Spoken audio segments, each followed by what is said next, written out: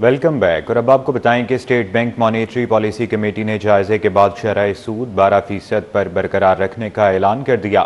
مرکزی بینک نے کہا ہے کہ فروری میں مہنگائی توقعات سے زیادہ کم ہوئی ہے۔ ایف پی سی سی آئی نے شرح سود میں 4 سے 5% کمی کا مطالبہ کیا تھا۔ اشرف خان کی رپورٹ دیکھیے۔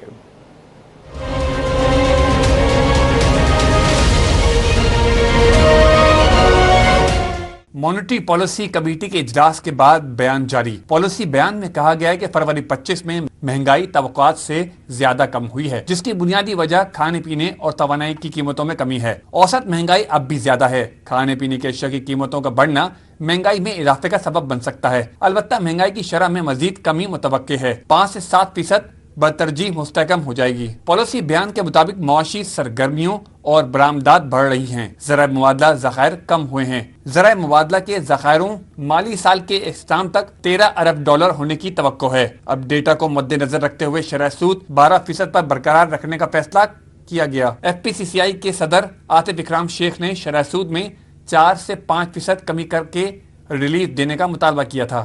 سنگل ڈیجٹ ہو تو اب تو انفلیشن کا جو 1.5% اب آئی ہے اس مہینے، اس حساب سے تو یہ 3-4% سے زیادہ نہیں ریٹ ہونا چاہیے۔ پر ٹھیک ہے، گورنمنٹ ٹھیک ہے اپنی کوئی سوچ پالیسیز ہوں گی، پر گریجولی اس کو ابھی اسٹل ہے یہ 13%۔ اس کو یہ جو ابھی کمنگ مانیٹری پالیسی آئے گی اس میں سنگل ڈیجٹ لے کے جائیں، اور انٹل جون اس کو میرا 5-6% ہونا چاہیے میکسیمم۔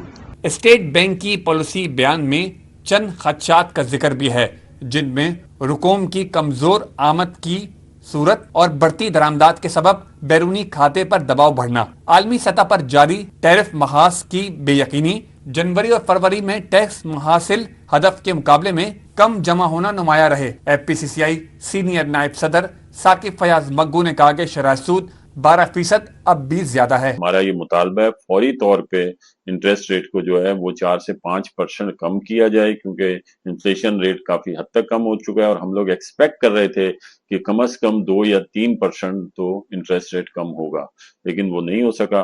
تو ہمارا فوری مطالبہ ہے گورنمنٹ سے کہ یہ اس کے اوپر توجہ دی جائے، اور انڈسٹری کی کاسٹ کو کم کرنے کے لیے فوری طور پہ انٹرسٹ ریٹ کو کم کیا جائے۔ مالی سال کے لیے جی ڈی پی نمو کی 2.5 سے 3.5% کی پیش گوئی برقرار ہے۔ پالیسی بیان میں سخت اصلاحات کو پائیدار معاشی نمو کے حصول کے لیے ضروری قرار دیا گیا ہے۔ اشرف خان، سٹی 21۔